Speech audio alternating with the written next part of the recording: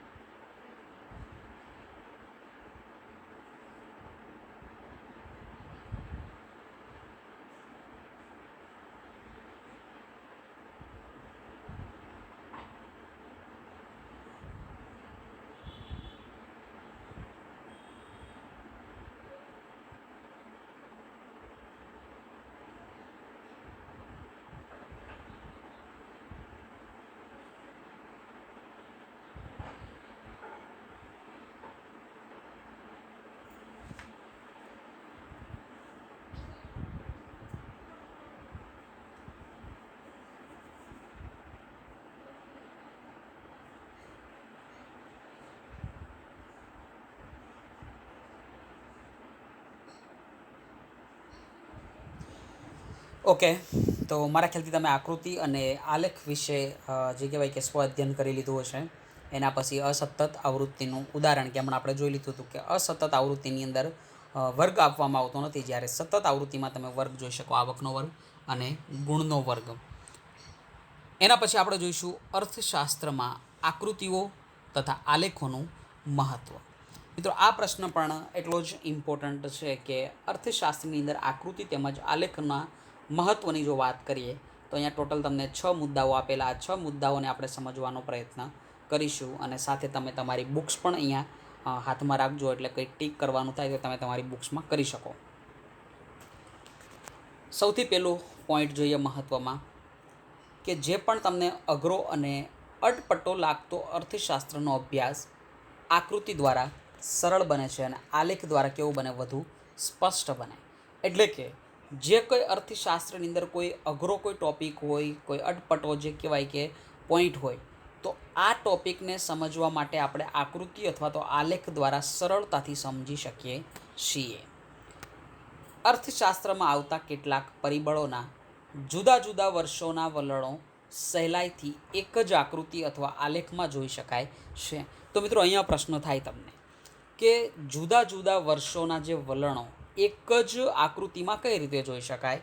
તો તમને હું બતાવીશ અહીંયા આલેખની અંદર પેજ નંબર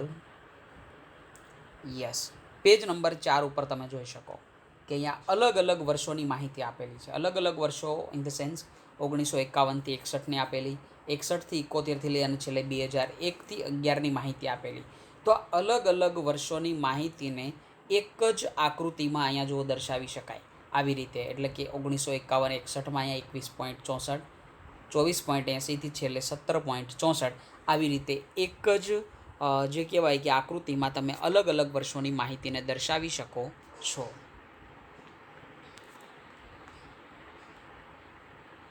એના પછી ત્રીજો એક મહત્ત્વનો પોઈન્ટ જોઈએ તો અર્થતંત્રના વિવિધ ક્ષેત્રોમાં થતા ફેરફારો પણ સહેલાઈથી સમજી શકાય છે. એટલે કે જો અર્થતંત્રની અંદર જે પણ અલગ અલગ ક્ષેત્રો હોય, આ ક્ષેત્રોમાં જે પણ ફેરફારો થતા હોય, આ ફેરફારોને પણ આપણે સહેલાઈથી સમજી શકીએ છીએ. અર્થતંત્રના કેટલાક પરિબળો માટે વર્ગો, પ્રદેશો, ક્ષેત્રો તેમજ સમયગાળા વચ્ચેની સરખામણી સહેલાઈથી કરી શકાય છે. મિત્રો, જે પણ અલગ અલગ વર્ગો વચ્ચે તમારે સરખામણી કરવી હોય, પ્રદેશો એટલે કે વિસ્તારો વિશે, ક્ષેત્રો અને સમયગાળા વચ્ચેની સરખામણી પણ આપણે આકૃતિ અને આલેખ દ્વારા સરળતાથી કરી શકીએ છીએ. હવે પ્રશ્ન થાય કે કઈ રીતે. તો ફરીવાર તમે અહીંયા આકૃતિ પર આવી શકો અને જોઈ શકો કે અહીંયા અલગ અલગ સમયની માહિતી આપેલી છે. તો તમે અહીંયા અલગ અલગ સમયની જે માહિતી હોય આ બધા વિશે સરખામણી કરી શકો. કઈ રીતે? તો અહીંયા તમે જોઈ શકો કે સૌથી જે ઓછું અહીંયા ઊંચાઈ દર્શાવે 17.64 અને સૌથી વધારે 24.80. તો અહીંયા આપણે કહી શકીએ કે 61-71માં જે વસ્તીનો વૃદ્ધિ દર છે એ સૌથી વધારે, જ્યારે 2001-11માં સૌથી ઓછો. તો આવી રીતે આપણે અલગ અલગ વર્ષોની શું કરી શકીએ? સરખામણી કરી શકીએ છીએ. એના પછી આગળ જોઈશું પાંચમો પોઈન્ટ. તો અર્થશાસ્ત્રની કેટલીક અઘરી બાબતો સમજવા અને સમજાવવા પાછળ લખનાર અને વાંચનારનો સમય તથા શક્તિ બચે. કારણ કે આકૃતિ અને આલેખ દ્વારા અનેક બાબતો સ્પષ્ટ રીતે જોવાય છે. તો મિત્રો, જ્યારે પણ અર્થશાસ્ત્રની અંદર કેટલીક અઘરી બાબતો હોય કે જેને તમે સરળતાથી સમજાવી નથી શકતા, તો આ સંજોગોમાં તમે આકૃતિ અને આલેખ દ્વારા એને સરળતાથી સમજાવી શકો. તો તમે સરળતાથી સમજાવી શકો એટલે કે જે પણ વાંચનાર વ્યક્તિ હોય એનો પણ સમય અને શક્તિ બચે, અને જે વ્યક્તિ લખનાર હોય એનો પણ અહીંયા સમય અને શક્તિમાં શું થાય? બચાવ થાય. અને છેલ્લે આપણે જોઈશું કે અર્થશાસ્ત્રના કેટલાક અઘરા જે સિદ્ધાંતો હોય જેને આપણે આકૃતિ અને આલેખની મદદથી સમજવામાં સરળ બને. જેમ કે ઉદાહરણથી જોઈએ તો માંગ અને પુરવઠાના વિસ્તરણ અને સંકોચનનો ખ્યાલ. તો તમે 11માં માંગ અને પુરવઠાની અંદર ભણી ગયેલા કે માંગ અને પુરવઠામાં વિસ્તરણ અને સંકોચન થાય અથવા તો વધારો અને ઘટાડો પણ થાય. વિસ્તરણ અને સંકોચનનો જે ખ્યાલ હતો એ તમને ખબર છે કે કિંમતના વધારા અને કિંમતના ઘટાડા સાથે સંકળાયેલો. જ્યારે કિંમત સિવાયના અન્ય પરિબળોમાં ફેરફાર થાય તો વધારો અને ઘટાડો શબ્દ વાપરવામાં આવે, જે તમે 11માં ભણી ગયેલા હતા.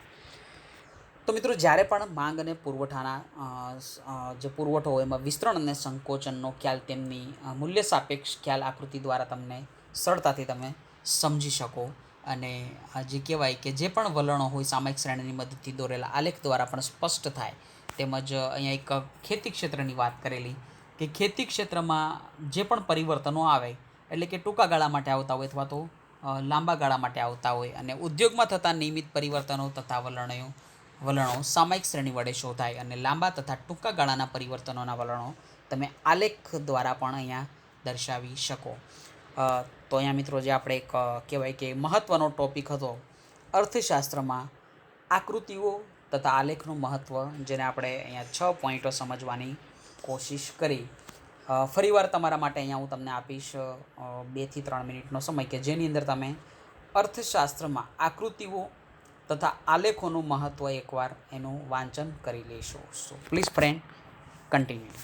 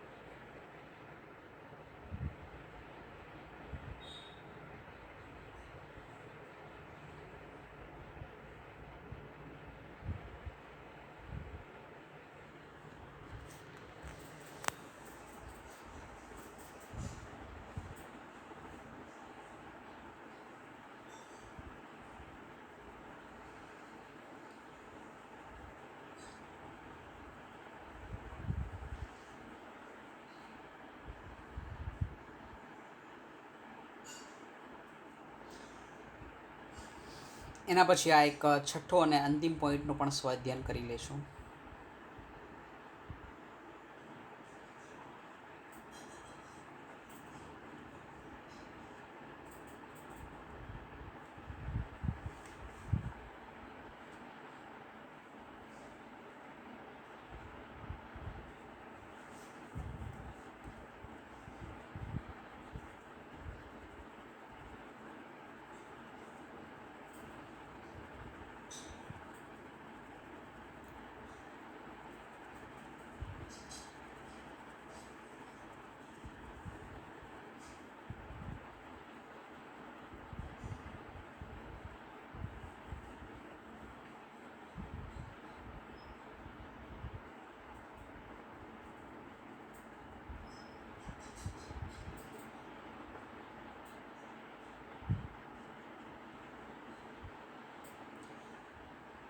તો મિત્રો એના પછી એક આગળનો જે પોઈન્ટ તમે જોઈ શકો કે આકૃતિ અને આલેખ દોરતી વખતે ધ્યાનમાં રાખવાની બાબતો. તો હવે આપણે ચર્ચા કરીશું આકૃતિ અને આલેખ દોરતી વખતે કયા કયા મુદ્દાઓ ધ્યાનમાં રાખવા જોઈએ.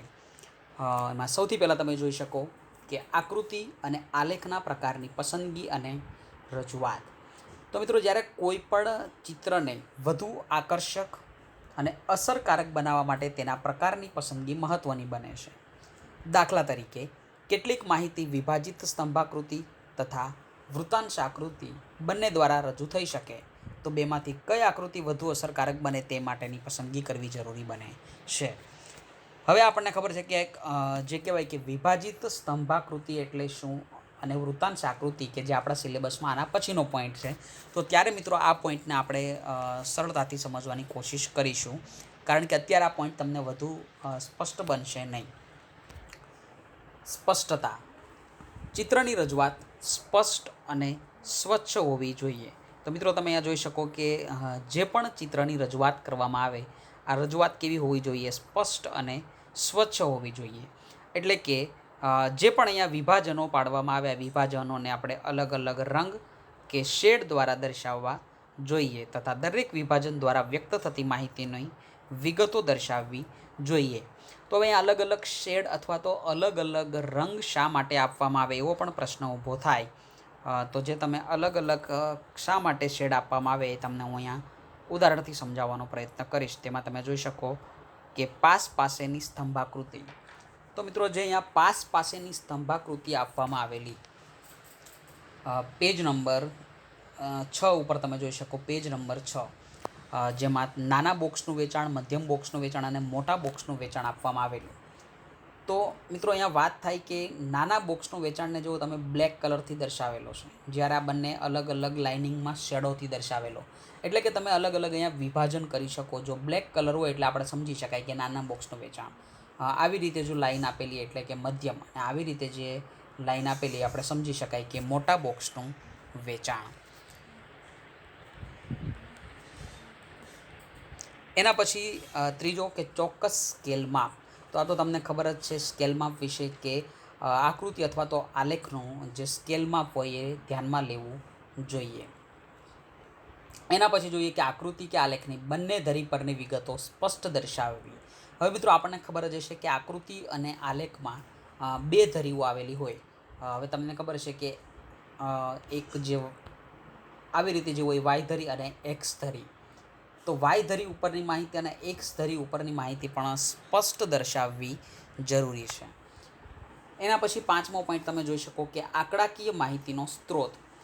તો જ્યારે પણ આલેખ અથવા તો આકૃતિ દોરવામાં આવે એના નીચે અલગ માહિતી આપવામાં આવે છે કે જે પણ માહિતી આપવામાં આવેલી એનો સ્ત્રોત, એટલે કે ક્યાંથી તમે માહિતી લીધેલી. જો આવું દર્શાવવામાં આવો સ્ત્રોત દર્શાવવામાં આવે તો એનો ફાયદો શું થાય કે આંકડાકીય માહિતી માટે રજૂ કરાય તો તે માહિતી અને તેનો સ્ત્રોત દર્શાવવાથી આકૃતિ અને આલેખની વિશ્વસનીયતામાં શું થાય? વધારો થાય અને તે ચિત્ર અધિકૃત બને છે. ઉદાહરણથી હું તમને બતાવીશ કે ક્યાં સ્ત્રોત આપેલો. તો તમે અહીંયા જોઈ શકો પેજ નંબર 4 ઉપર સ્ત્રોત ભારતની વસ્તી ગણતરી. અને એના પછી એક છેલ્લો મુદ્દો આપણે જોઈ લઈએ, આંકડાકીય માહિતી ગણવાની રીત દર્શાવવી. તો જ્યારે પણ માહિતી સ્વયં સ્પષ્ટ ન હોય અને ત્યારે આંકડાશાસ્ત્રની મદદથી તેને સ્પષ્ટ બનાવાય હોય તો તેના આધારે ચિત્ર દોરાયું હોય તો સ્પષ્ટીકરણ માટે વપરાયેલા આંકડાશાસ્ત્રના સાધનની ખૂબ ટૂંકી વિગત દર્શાવવી જરૂરી બને છે. તો મિત્રો અહીંયા જે આપણે અલગ અલગ 6 મહત્ત્વના પોઈન્ટ વિશે ચર્ચા કરી કે આકૃતિ અને આલેખ દોરતી વખતે ધ્યાનમાં રાખવાની બાબતો. તો ફરીવાર તમને હું અહીંયા 2 થી 3 મિનિટનો સમય કે જેની અંદર તમે આ 6 પોઈન્ટ વિશે એકવાર સ્વઅધ્યયન કરી લેશો. So please friend continue.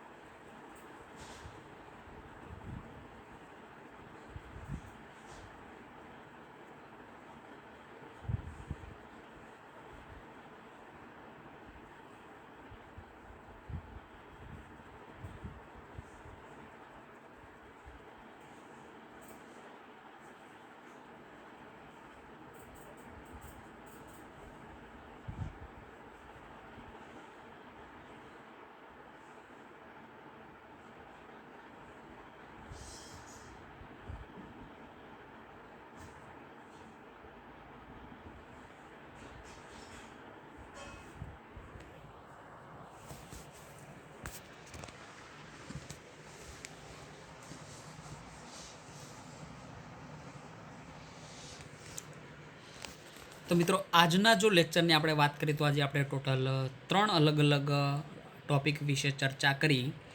ફરીવાર એકવાર એનું આપણે રિવાઇઝ પણ કરી લઈએ, રિવિઝન કરી લઈએ. તો એમાં સૌથી પહેલાં આપણે વાત કરી આકૃતિ અને આલેખના અર્થ વિશે. તો આકૃતિ અને આલેખનો જે એક કહેવાય કે એની અંદર 2 જે પોઈન્ટ હતા એ કોમન હતા, એમાં કોઈ તફાવત નહોતો જે આપણે યાદ રાખીશું. અને બાકીના જે અલગ અલગ 3 થી 4 મુદ્દાઓ તફાવતના જોયા. એના પછી અસતત આવૃત્તિનું ઉદાહરણ અને સતત આવૃત્તિનું ઉદાહરણ કે જે તમે આંકડાશાસ્ત્રમાં પણ એના વિશે ચર્ચા કરેલી. અસતત આવૃત્તિનું ઉદાહરણ કે જેની અંદર તમે જોઈ શકો કે સ્પષ્ટ કિંમતો આપેલી, જેમાં અહીંયા કોઈ પણ પ્રકારનો વર્ગ આપવામાં આવેલો નથી. જ્યારે સતત આવૃત્તિના ઉદાહરણની અંદર તમે જોઈ શકો કે આવકનો વર્ગ આપવામાં આવેલો છે. એના પછી જોઈએ તો અર્થશાસ્ત્રમાં આકૃતિઓ તથા આલેખનું મહત્ત્વ. તો એના જે એક સિમ્પલ અલગ અલગ 6 પોઈન્ટો આપવામાં આવેલા હતા એના વિશે અહીંયા આપણે ચર્ચા કરી અને એના પછી આકૃતિ અને આલેખ દોરતી વખતે ધ્યાનમાં રાખવાની બાબતો એના વિશે પણ અહીંયા જે 6 પોઈન્ટ હતા તેના વિશે આપણે ચર્ચા કરેલી. તો આજના આ લેક્ચરને આપણે અહીંયા સુધી રાખીએ અને આવતા લેક્ચરની અંદર આપણે આકૃતિના પ્રકારો વિશે ચર્ચા કરીશું. તો આજનો લેક્ચર આપણે અહીંયા સુધી રાખીએ. સો thanks to all of you friend. Take care and bye bye.